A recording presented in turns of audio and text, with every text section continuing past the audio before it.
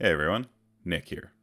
As briefly mentioned in my last video, back in 2022 I was working on a fast-paced arena shooter called Altfire with my company, Skypire Studios. This devlog will pick up on the project where the last one left off, featured on the Skypire channel, which is linked below. That being said, it has been a beat, so here's the refresher. Altfire is a fast-paced arena-style shooter that draws its DNA from games like Unreal and Quake, aiming to bring the right vibes and mechanics from those games, injecting some modern quality of life features, and building on them with its own personality. Set in an eclectic sci-fi universe, the core loop involves maneuvering through diverse worlds, using big guns to blast through bad guys and monsters alike, and managing your power-ups and resources to stay alive. The core combat trick I'm pulling is in the title, Altfires. All the weapons will have a number of alternative firing combos used between the primary and secondary firing buttons, kind of like fighting game combos in a manner of speaking. But with the pitch out of the way, let's dive in.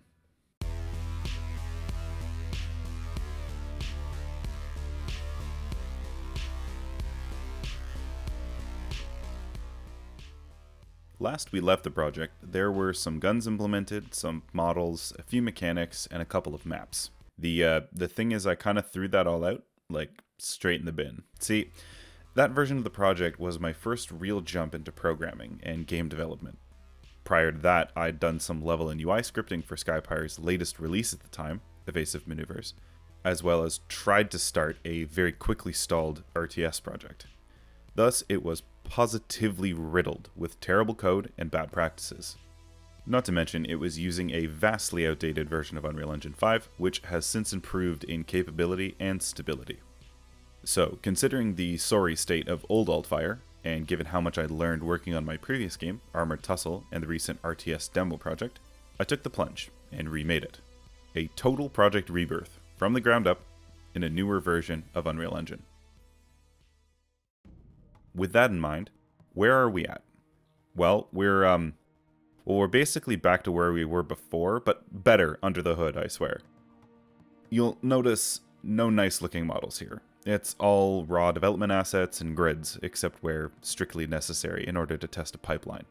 But it all works, and it works well. I've implemented player movement, weapon management, shooting, pickups, health, death, power-ups, equipment, match objectives, basic enemy AI, full HUD, menus, customization, settings, and a bunch of other stuff. All built atop a rock-solid foundation. I mean, at least by comparison. I'm using data tables all over the place and properly store and share data between actors. All this is to say, the feet are planted and the stance is ready for the next stage of development. This stack of features represents work done from May of this year until now. After all that, I felt like it was the right time to bring the game into the light. As before, I want to develop Altfire alongside you, showing the trajectory the game takes and soliciting feedback where appropriate. That is why there is a public demo of the project right now on itch.io. It's completely free. Go grab it and give it a play. It's the same page as the previous project. In it, you can access a number of developer maps. There is a basic movement tutorial with a timer. Speedrunners, get to it. A shooting range with the handful of weapons that are implemented so you can play around with them and see how they work. And a number of different test maps including a multiplayer style arena, a basic AI test map, and a small combat encounter. Please, though, remember that this is incredibly early work. There is a reason pre-alpha is stapled all over the project. To quickly run through it, here are the features and elements of the demo. Player movement featuring running, crouching, crouch walking, jumping, double jumping, a directional dodge, a directional slide, and a very early kick animation that mostly involves a weird wireframe sphere.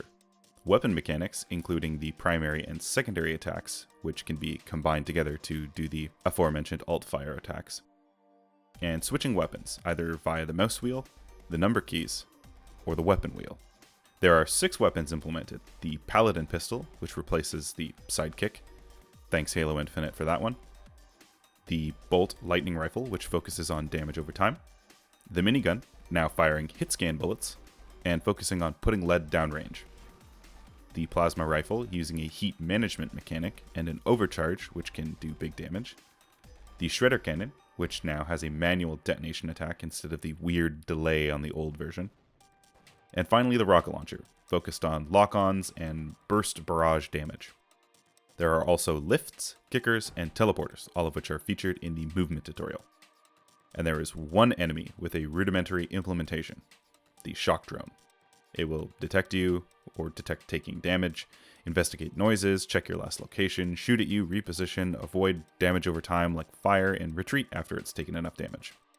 To really set the stage here and just hammer it home, these guys are not at all finished. They're way tankier than I want them to be. They should be flying, whereas they're kind of just sliding on the ground right now. They have no team coordination at all.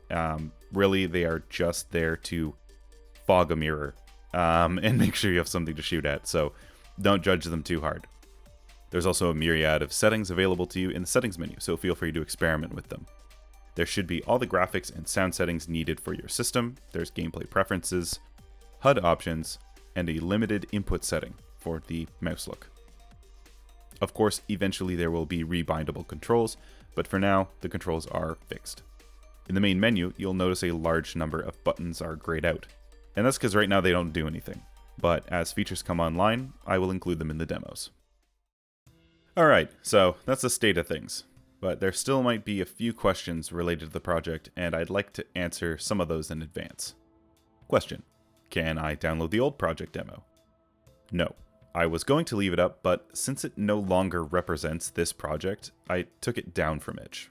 To be clear, it's still there behind the scenes. I could make it available if people really want it, but for now I want to focus on looking forward, not backward. Question: when will the free itch demos stop?